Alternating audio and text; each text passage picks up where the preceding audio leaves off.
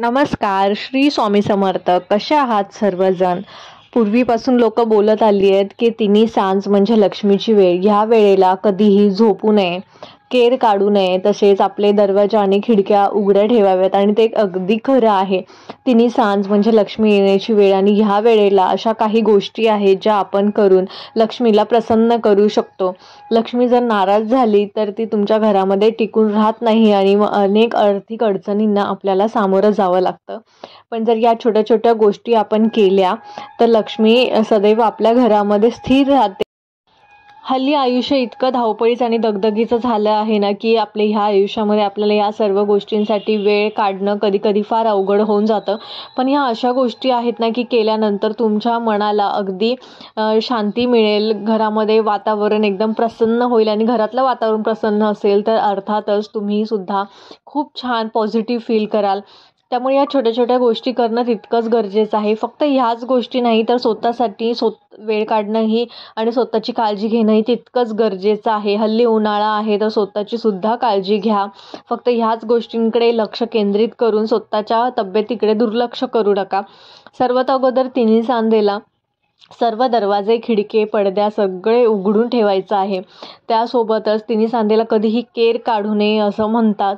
त्याच्यानंतर कधी तिन्ही सांजेला झोपू नये. जर एखाद्या वेळेला तुमची तब्येत ठीक नसेल तर तेवढा वेळ का होईना तुम्ही घरामध्ये उठून बसायला हवं.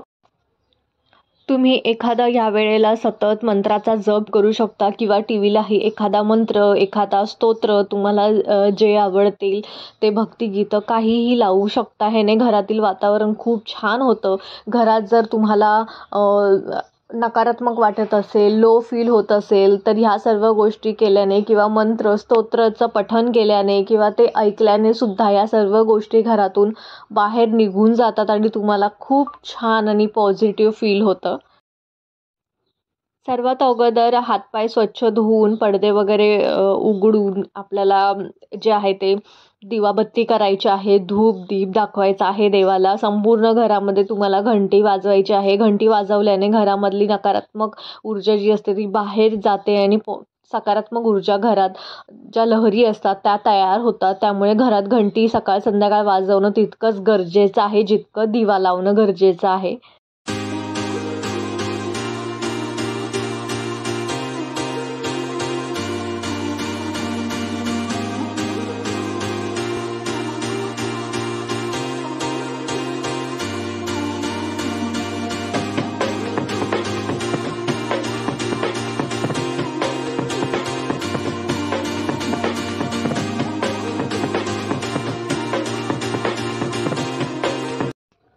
त्यासोबतच संध्याकाळी तुळशीला तेलाचा किंवा तुपाचा दिवा लावणं ही खूप शुभ मानलं गेलं आहे. आपल्या वास्तुशास्त्रामध्ये तुळशीला फार महत्त्व आहे. त्यामुळे संध्याकाळी तुळशीला दिवा आणि शक्यतो धूप दाखवून घ्यायची आहे, लावायची आहे. बऱ्याच जणांना असं वाटतं की खूप सारी देवपूजा करून, खूप साऱ्या सेवा करून, देवाला प्रसन्न करून आपल्याला जे हवं आहे ते आपण मिळवू शकतो. अर्थात हे खरंही आहे. पण त्यासाठी आपल्याला आपल्या स्वप्नांना पूर्ण करायसाठी आपल्याला मेहनतही घ्यावी लागणार आहे. बिना मेहनतीचं तुम्हाला कोणी काहीही देणार नाही. देवसुद्धा तुम्हाला या सर्व गोष्टी तेव्हाच देणार जेव्हा तुम्ही जिद्दीने त्या गोष्टी मिळवण्यासाठी प्रयत्न कराल, खूप मेहनत कराल. तेव्हाच परमेश्वर जो आहे तो तुमच्या प्रयत्नांना यश देतो आणि ही गोष्ट अगदी खरी आहे. त्यामुळे या सर्व गोष्टींसोबत तुम्हाला ज्या आयुष्यात गोष्टी मिळवायच्या आहेत त्यासाठी तुम्ही प्रयत्न करा. कधीही हार मानू नका.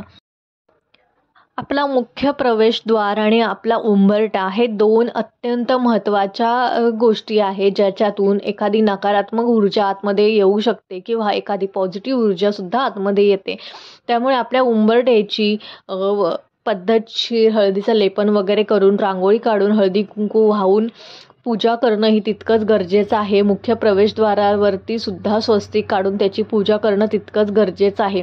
आपल्या वास्तुशास्त्रामध्ये सुद्धा उंबरठ्याला खूप महत्त्व दिलेलं आहे. त्यामुळे उंबरठ्याची पूजा करणं, उंबरठ्याला संध्याकाळचं धूप दाखवणं किंवा एखादा दिवासुद्धा तुम्ही तिथे लावू शकता. कधी कधी काय होतं ना, इथे लहान मुलं आहेत ती खेळतात, धावतात, पळतात. त्यामुळे शक्यतो मी रोज जो आहे तो दिवा लावण्याचा टाळते. पण ज्या दिवशी अमावास्या, पौर्णिमा, मंगळवार, शुक्रवार किंवा इतर काही सणवार आहे त्या दिवशी मी नक्की आवर्जून जो दिवा आहे तो लावते. सकाळचा मात्र तुम्ही नक्की इकडे दिवा लावू शकता.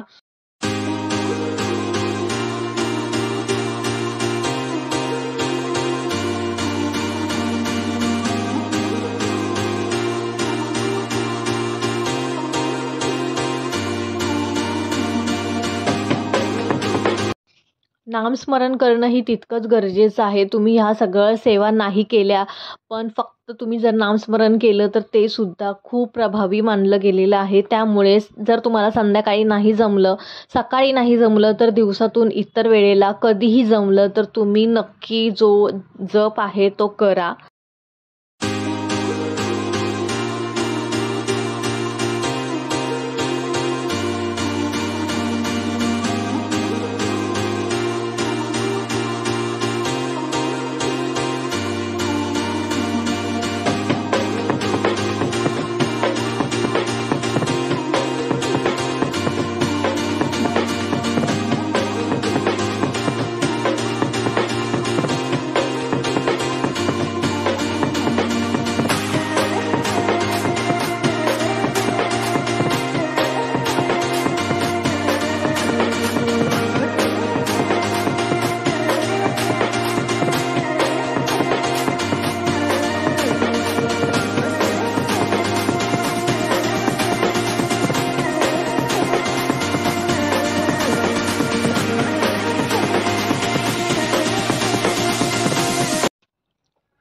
हे सर्व केल्यानंतर माझी तयारी सुरू होते स्वयंपाक करायची.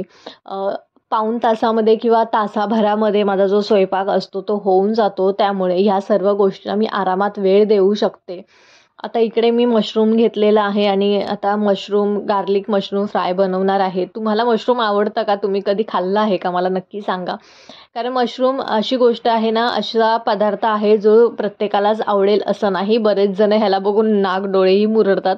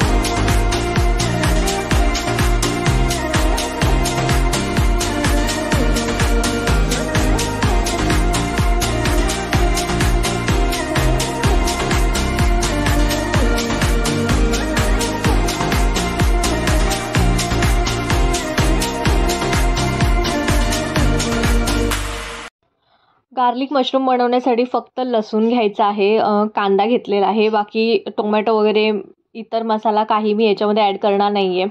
काळी मिरी जी असते ती मी कुटून घेतली आहे. आता गार्लिक म्हटल्यानंतर लसूण तर हवं, त्यामुळे मी इकडे लसूण सोलून घेते. कांदा चिरलेला आहे आणि काळी मिरी जी आहे ती कुटून घेतली आहे. मशरूम कट करून घेतलेला आहे आणि आता सिम्पल पद्धतीने मी हा जो मशरूम आहे तो फ्राय करून घेणार आहे.